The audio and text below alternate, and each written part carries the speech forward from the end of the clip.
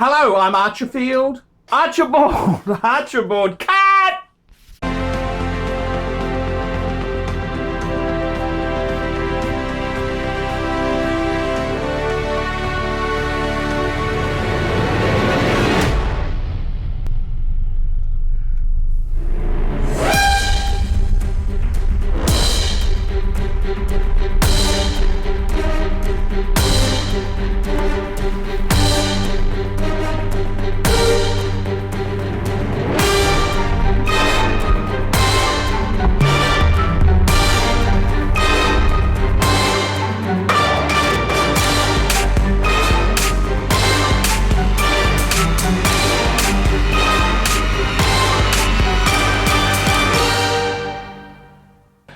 Hello, I'm Archibald Chesterfield III, AC3, affectionately known as the Pontiff, fuckers, the Pontiff.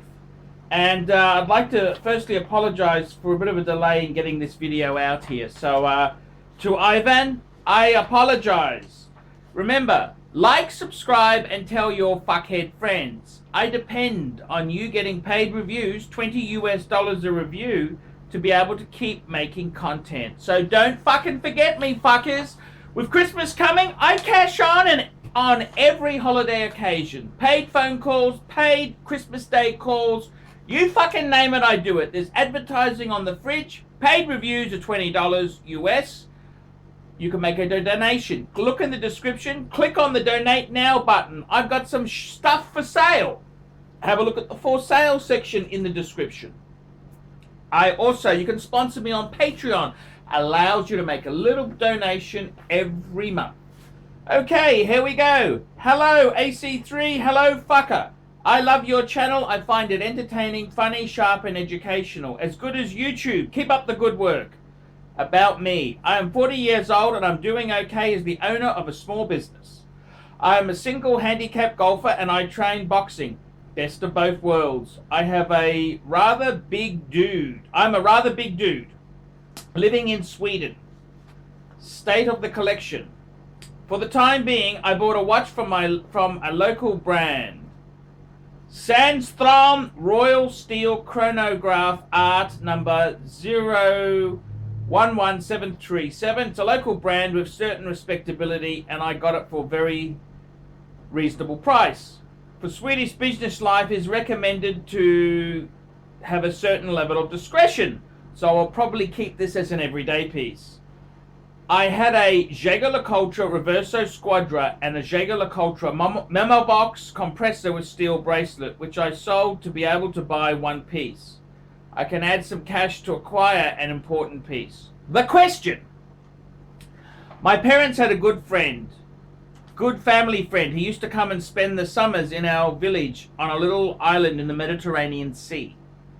Peter the Swiss was his name. When I was 10 or 11, he gave me a watch as a present. My first watch. One day I was trying to change the hour and the crown broke. I gave it to my parents to fix and never saw it again. He always had the same really nice watch on him. I remember it was a big 18-karat gold watch.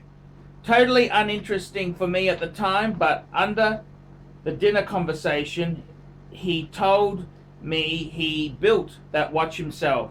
I did it for myself. It's worth about Swiss francs. I don't care about the value, but I was impressed by the fact he had built it himself. I guess my interest for horology comes from here. I don't know, because I remember breaking open a clock as an even younger kid to see how it was built. Well, this man was Peter Ballberger, owner for 30 years of Urban Jurgensen watches.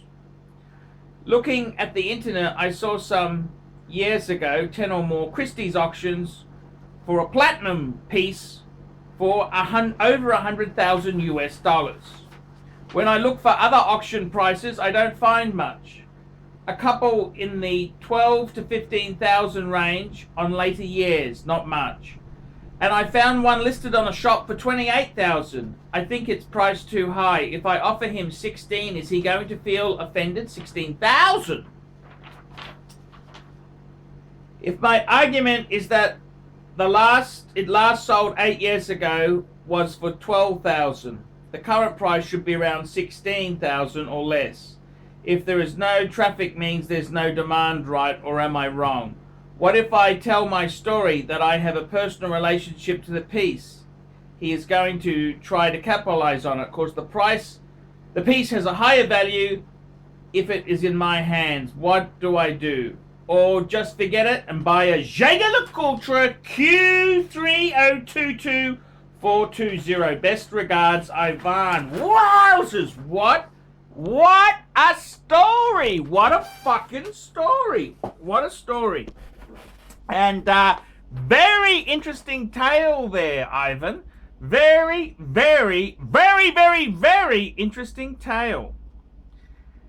And I gotta tell you the truth there. It's, yes, what do? Do you try and recapture? Now, the thing is, I gotta be completely frank and honest with you. There's nothing to say that the watch he gave you was, in fact, one of his own. There's nothing to say it wasn't just a shitter. It wasn't a shitter. So, very, very interesting indeed there. And I gotta tell you, it's Peter Baumberger, Urban Jurgensen. He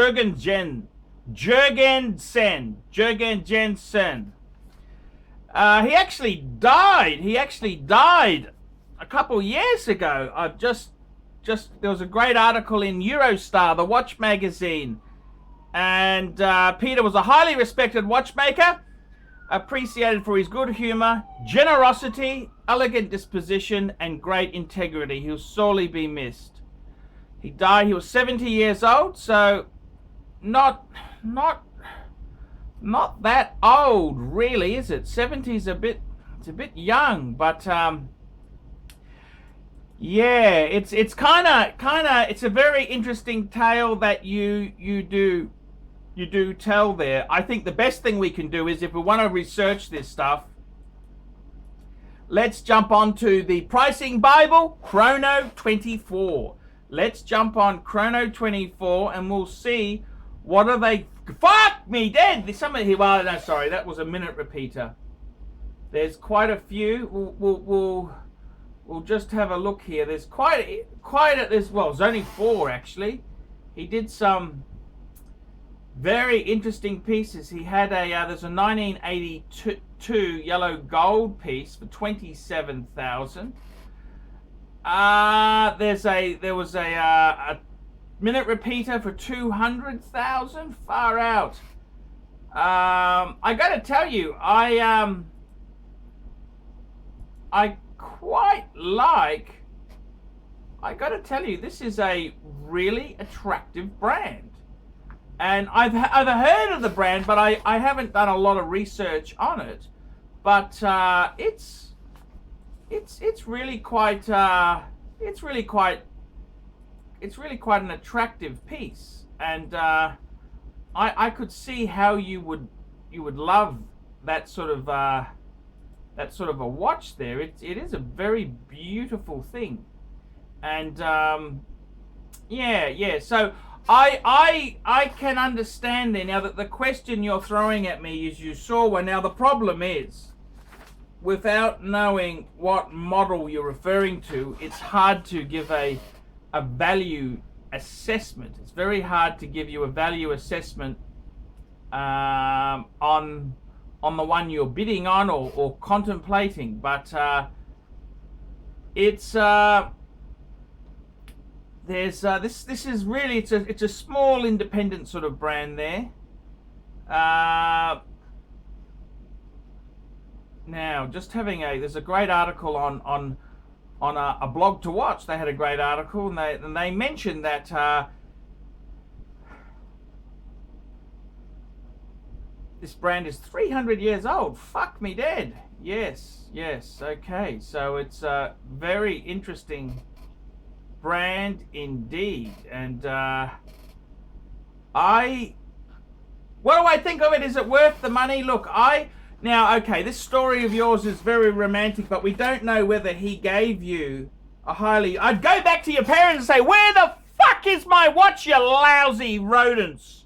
That's the first thing I'd do. The next thing I would do is,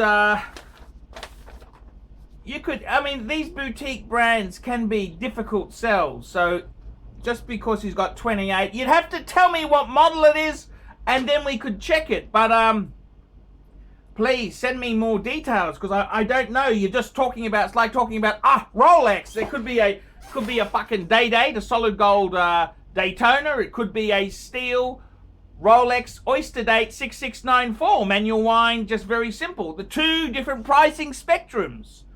And that's the same with this here. So without you giving me details of the one you found for 28,000, it's very hard for me to say. But I've got to tell you the truth there. I mean, I kind of think these boutique sort of brands, they sometimes can be how do I put this without fucking offending people? You know, that's one of my big weaknesses, is that I find it hard to tell people the truth without really jerking them, without really fucking them off. And interesting. Okay, so that Sandstrom Royal Steel chronograph, this is a pretty again, that's also a pretty boutique brand as well there. Not really my cup of tea. Not really my cup of tea. But it's a great story you told there. How about the Jaeger-LeCoultre? We'll just check out the Jaeger-LeCoultre. We'll check out the Jaeger-LeCoultre that you're considering there, because I gotta tell you, in all honesty there, I think you know, the boutique brands can be really cool, but it's, unless you're a really rich person who can just afford to buy these things, they're not really my cup of tea. Okay, they're not my cup of fucking tea. Do you understand that? Because they're not my cup of fucking tea, because they are fucking hard. I need to resell shit from time to time just so that I can, you know, I can buy the next piece. And this is the problem. You start specializing into these fucking weird fucking things. It makes it hard to cash out if necessary, and that's the big problem I can see there. It's always an issue. Oh my god, fuck me dead. You're looking at a Jaeger-LeCoultre. This is the Q. See, you're giving me these numbers. I don't have these numbers off the top of my head. A Q30. Oh, I put one too many zeros in. No wonder. That's fucking 30224. Fuck me dead. Fuck me dead. 30224. Let's see what. Fuck. 3022420. Okay. Fuck me dead. Okay. That's a. I wish you, instead of putting the fucking reference number, I wish you would have just put there Jaeger-LeCoultre Reverso Grand GMT. A good friend of mine had one of these, and you know something, honestly? Get the fucking Jaeger-LeCoultre. How could you turn down a Reverso like that? How indeed could you turn down? I don't know if that reference is for a gold one. It's brought up some gold ones.